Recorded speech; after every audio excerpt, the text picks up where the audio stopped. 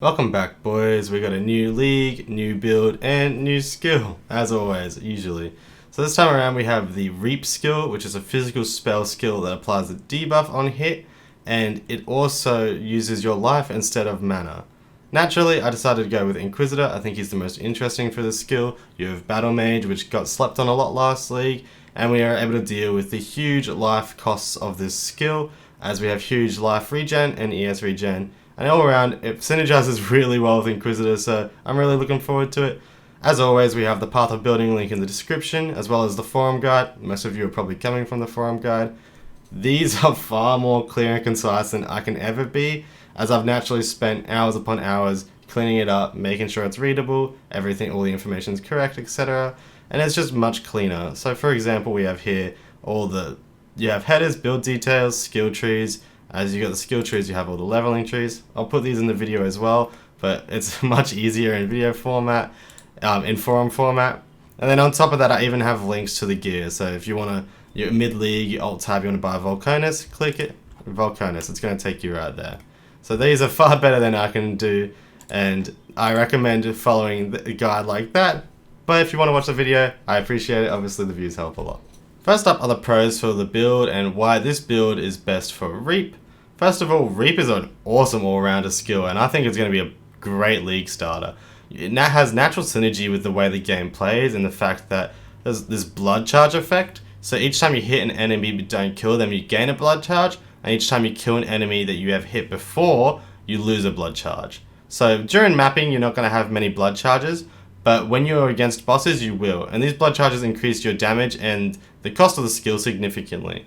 As an Inquisitor, we can sustain the cost, and the damage is just going to be super beneficial, especially when stacked further with our other support, such as Intensify and stuff. As for other pros, like I said before, Inquisitor is the best for scaling, as Reap itself has a ridiculously high life cost. We're looking about 2,000 life per second in Reap costs, just from self-casting alone. So the only real person that's equipped for that is Templar, in my opinion, / Inquisitor, as they're perfect in the tree for spell damage and scaling in other scaling hits like that, and they also have insane life regeneration. On top of that, we have very, very simple gear that we're aiming for. While they might be expensive thanks to popular build guides and the meta, they might be expensive, it's a very clear grind as to what you're aiming for. There's none of this cluster jewel nonsense where you're not sure what cluster jewel notables to take. It's like, oh, I want the Ivory Tower unique. You go for the Ivory Tower unique. It's very simple like that. And on top of that, the new skills are sketch, so this Inquisitor is actually pretty easily interchangeable with other variants of Reap or other skills entirely. Inquisitor is a great all-rounder league starter character, so it's awesome to play one. Just in case the Reap sucks, you can easily switch out for a better one. The con is, and I just mentioned it prior, is it's a new skill. New skills can be whack in Path of Exile. I've personally played a new skill every league for the past year, and some of them have really unexpected interactions. A great example of this is the Steel skills. For the first week, it didn't even scale with projectile modifiers, even though they were projectile. You have things like that pop up all the time in Path of Exile, and it can be pretty risky to play them. So I'm going to play it because I like the new skills, but just beware of that. Please don't berate me based on a problem that might be with this skill. On top of that, I play softcore, so my damage mitigation might be a little lower, although I do have alternatives mentioned throughout the guide and my path of building. The other con, and the main con, is that the life cost is huge. 2,000 life regen per second just to maintain your skill is ridiculously high, and it's really rough that you have to cop that just to be able to use the skill, but I'm praying that the pros outweigh the cons in this situation. Oh, lastly, because I'm scaling the hit, I'm using Avatar of Fire, we don't deal any of the physical damage over time modifier, as physical damage over time modifiers and damage over time modifiers in general can't convert damage. As we're going 100% fire, we can't use it because it won't convert and it won't do any damage at all, which is sad, but I think the hit will pay off, so that's our pro from that. As for offense, we have 100% critical strike chance without flasks, and even with controlled destruction, we have 100% critical strike chance. This is thanks to the strength stacking that we do throughout the build, as well as huge benefits to crit strike chance on our unique dagger of the Volcanus. We're also doing full fire conversion with Avatar of Fire and Volcanus, as I just mentioned before. The skill will also have insane spell scaling thanks to many % more modifiers, and it'll help our flat damage go to the moon. So things like Pain Attunement, which gives 30% more damage, Awakened Spell Echo when you get that, Intensify stacks, the blood charges we're going to build up, Herald of Purity. These are all going to build into a huge amount of % more damage, which will be insane with Reap's base damage. I will put a predicted total DPS up here soon, but as I'm recording this, the gem stats have literally just released, and I haven't gone through and put the gem stats into the Path of Building just yet, but I trust that the damage will be good, and please check the forum to see predicted DPS, etc. I don't like to clickbait, so I'm not going to put it in the thumbnail or title or anything, but I will have it in this little offense category. As for our defense, we have over 9,000 plus energy shield on end of week 1 gear. This is pretty reasonable as we have strength stacking, and we don't even go that hard on strength stacking either. We have a pretty generous amount of strength. But that plus the Ivory Tower unique is gonna be juicing us pretty hard. Naturally, Ivory Tower could be very, very expensive, and I might be overselling this part, but 9,000 plus energy shield is definitely achievable. And on top of that, we have max chaos resistance, keeping us really, really healthy, and it's using Ivory Tower's built-in pseudo Mind Over Matter. So Mind Over Matter is where chaos damage is taken from, well, not just chaos damage. Mind Over Matter is where damage is taken from your mana before your life, a percentage of it anyway, whereas Ivory Tower makes it so your chaos damage taken is taken from your mana before your life. This allows us to reserve all our life pretty much, and just juice out on our energy shield. And by reserving our life, we gain more energy shield thanks to the Ivory Tower unique. We also have huge regens thanks to Pious Path on the Inquisitor and the Consecrated Ground that we get from such, the Sanctuary. So this gives us up to 2,000 net energy shield regen and 2,000 net life regen, which is huge for a build like this.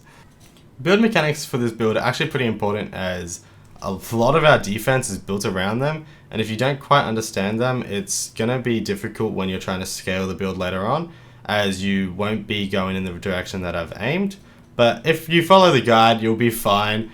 However, it is important to understand some of the mechanics. So we'll be using the Ivory Tower shield, and this is the core of our defense mechanics and the reason why we're building the way we are. So Ivory Tower is a unique chess piece that we get pretty end game. We get it once we're in the maps, and it gives you very large energy shield benefits for life reserved. So for every 100 life you reserve, you gain 30 energy shield. And that might seem, just from like a newer perspective, that might seem like a really weird trade-off. You're losing 100 life but you're only gaining 30 energy shield.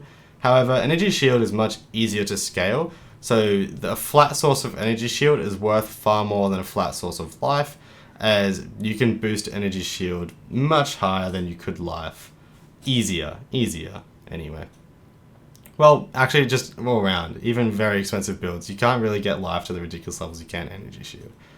So we'll be reserving a lot of our life through blood magic, which is a skill that reserves, instead of using mana, it uses life. And that's using another unique called Prism Guardian. So our Prism Guardian will be our shield, and we'll be using auras in the Prism Guardian to reserve our life, and that life then gives us energy shield through Ivory Tower. So all our uniques are very synergistic, and once we start picking up pieces, it will all fall into place. But even as a league starter, it'll function perfectly fine, and a lot of these uniques are very early on. You can pick them up for quite cheap. Of course, our endgame weapon will be the Volcanus. It is a great dagger that gets a lot of benefit through the Battlemage Ascendancy, and by using Avatar of Fire, we'll be converting all our damage to fire, from fizz to fire, and we'll be getting huge crit strike chance, which is awesome, alongside a strength stack, and that's what puts us at insane crit levels. We're also using other stacking attributes, so we'll be using things like the Astramentus, the Cyclopean Coil, and the Shaper's Touch, which all provide benefits with stats, or from stats, or in the case of Astramentus, it just gives us raw stats. So these mechanics are pretty important in understanding how to scale the build defensively, and the offensive is honestly really simple. We really are just like jumping in and creaming them with our reap, so there's not much to understand. As for the rest of the guide, I understand I'm going to gloss over the gems, the leveling trees, and even the gear. I'll show you how to buy it, but I'm going to gloss over it quite quickly as I can't provide it in a way that's not just verbal trash. The forum guide is the best and easiest way to read it. Looking at leveling trees, it's much easier to pause and look at a thing rather than me individually click every single passive point. So, enjoy.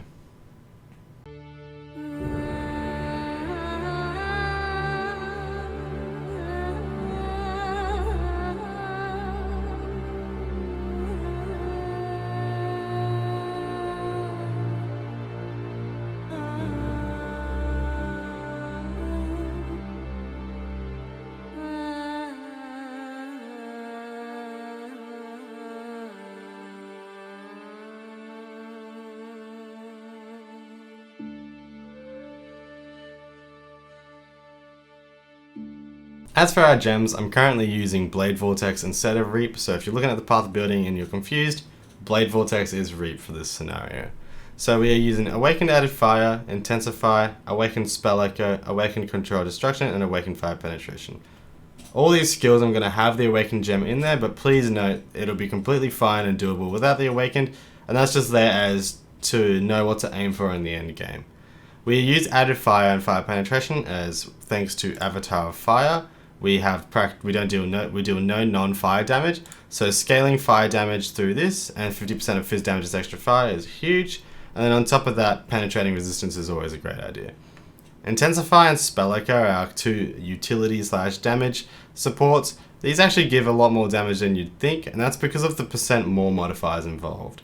So for each Intensify stack you have, you get 22% more area damage per hit with hits. And once you have 3 Intensify stacks, plus our 3+ blood charges we'd have, we're going to be hitting really hard. And that's because we only really get Intensify stacks when we're versing a strong enemy, as otherwise we're moving around quite a lot. So this synergizes really well with Reap. It's honestly a really, really cool skill support. I'm looking forward to it a lot. And then we also just have Control Destruction, as 50% more spell damage is massive, and it can't really be rivaled elsewhere. As for our auras, and this is pretty important, we are using a Prism Guardian unique, which makes our auras reserve our life used through blood magic. We'll be using Vow Discipline, Aziire Tree, and Herald of Ash. However, we can very easily swap Aziire Tree for Grace if you need to and you find you're not as defensive as you'd like to be. Discipline is great as it gives us a huge amount of ES, and Herald of Ash is great for the clear speed and just blowing packs up. Everyone loves to hear it. It has to be in the build. Aziire Tree is awesome, but it's really not necessary. Honestly, I'll probably be taking the Grace route myself if I'm finding I'm even having any ounce of trouble within red maps. For our second aura, and I'll be socketing this in our other weapon, our Falcones, I have Vitality, Herald of Purity, and Enlighten. Vitality is necessary, especially early on. Make sure to pick this up early on, as it gives us huge life regeneration, which will support and offset our costs of Reap. Herald of Purity is just to squeeze some more damage in there. It is only for the percent more modifier, and just like before, you can have an alternative setup where you instead have your Stone Golem here with Meat Shield instead, and just drop Herald of Purity. And that gives you far more mana, which is useful for our Chaos effective HP. For our utility setup, I'll be using Arcanist Brand. Arcanist Brand is awesome, you just drop them down. It's only really necessary for bosses, but you drop them down and it will apply your curses, your skills, etc. You don't have to worry about it, you just chuck it down, then you do your own thing. And you have to keep chucking it down, but it's an awesome, convenient way to apply a curse. We have Assassin's Mark for Crit Strike multi and potentially power charges. Don't rely on them though. Wave of Conviction and Combustion. Wave of Conviction will practically always ignite as we have 100% crit and we only deal fire damage. So it should ignite. That means they'll have negative 19% to fire resistance, as well as the built-in negative 25 to elemental resistance from the exposure that Wave of Conviction applies. So we'll have something like negative 44% fire res from just this little skill setup right here, which is awesome. We have our Golems plus Dash. So if you went for the setup below, where you go Golem and Meat Shield, you could instead sub in something like Vow Righteous Fire, or even Vow Ice Nova here. Vow Ice Nova got a nice little buff, and that'd be really good. However, I'm not going to be using that. I'll test out this setup. I'll be using Summon Stole Golem, dash, arcane surge, and second wind. I personally prefer dash. Flame dash is literally just one-to-one swap it. But make sure to only level your arcane surge to a point where your mana can support it. So I've used it up to level 8, as I'm gonna probably dash twice every 4 seconds at least. So arcane surge is great for giving you % more spell damage, as we've mentioned earlier, and great for scaling damage and even some mana regeneration and things like that. Our castman damage taken setup is actually pretty interesting, and this is the first time I've used this setup, but I'll be using level 8 castman damage taken with a level 10 frost shield, level 10 immortal cool, and increased duration. I've never used Frost Shield in my setups before, as I've never really played a very heavy ES character, but Frost Shield's an awesome way to defend yourself. It will take quite a lot of energy shield at first, so that's why we want to keep it at a relatively low level, but it provides a huge damage mitigation, and it's awesome for chucking down in a boss fight. You stand within the shield and you're safe and you're good to go. As for leveling, I have a few little leveling setups just here. We have Purifying Flame to level 28, where we will get Reap from doing Sever the Right Hand. So Gravicius, we do Gravicius in Act 3, and then we'll be able to collect it, buy it from the vendor as Templar. Purifying Flame, Arcane Surge, Fizz to Lightning, and Trinity. I tested this. Trinity is relatively able to be up most of the time in this setup, and that's great. Trinity is huge support. We also want to use a Holy Flame Totem and just added fire damage. That's whatever. It's just a single target assistance and some consecrated ground assistance. And then once we get to level 28, this is the setup we want to be running with Reap. We want to be running Fizz to Lightning instead of Spell Echo, as we won't have the conversion yet, and we do want to convert some of our damage. So Fizz to Lightning will be a great setup. And even early on, even once we have in maps, if we don't have Volcanus yet, Fizz to Lightning will be very synergistic with our Avatar of Fire, and it'll be the best way to scale the damage. I'm going to quickly go over how to buy gear. I mentioned it at the start of the video, but I like to stress how much of assistance this has, and even I personally use this as it's just that easy. When we're buying gear, it really is best to look at the forum guide. I personally have it open while I stream. I stream over on twitch.com. Check it out in the description, please. I personally use this. I'll alt-tab mid-stream and I'll be like, oh, let's have a look. Do I have any rare ES boots I can have?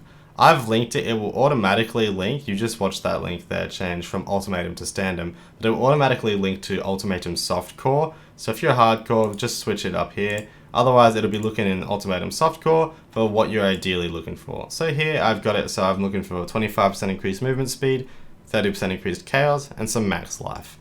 And then we want to look through our options. Obviously, right now it's showing standard. There's not many people online, but this is going to be very full on in our Ultimatum League, and it's very, very helpful, and it honestly saves a lot of time having to do it all yourself, especially when you come to jewels and stuff. Our jewels are right here, max life plus max energy shield. We just come along, we can just buy it, max life energy shield, and then you can even look for your own stats. If I wanted to find something like maybe you're short 10% cold resistance and you're after that specifically, you can just chuck 10% cold resistance on and see if you can find one. And there you have one. Then you can cap your resistances that way. Or like, let's say you want strength as you not necessarily needing the resistance. You can do it that way. And this is just a much easier way to get through the clusterfuck that is items in Path of Exile. I wish I could describe it in a more concise way. I understand that this is just going to be, reading this out is going to be an absolute blurb. It's much easier to just have it all linked in the description. I could also link the item links themselves in the description, but the forum guide is it's hosted by GGG themselves. There's nothing fishy going on. So it's just the cleanest way to display a build guide. Thank you for watching the video version. I understand I am quite pessimistic, I guess, about my videos, but I am very confident in my forum guides. I plan to be making a cast on crit version of this build a week or two into the league, and I'm going to give my shot at making a very, very high-end build guide video on that. Maybe more along the lines of someone like Esero, who is pretty insane in the build YouTube video guide setups. I don't quite have the video guides down pat, but I hope to give something a shot like that, make it really cool and concise. And I know I can do a good job written format. I hope I can translate to that to video format. And I think that'll be enjoyable. A cast on crit version is looking pretty good. I have one planned, so look forward to that. Otherwise, check me out on stream and have a good day. I'll be playing League Start for a long time. Bye bye.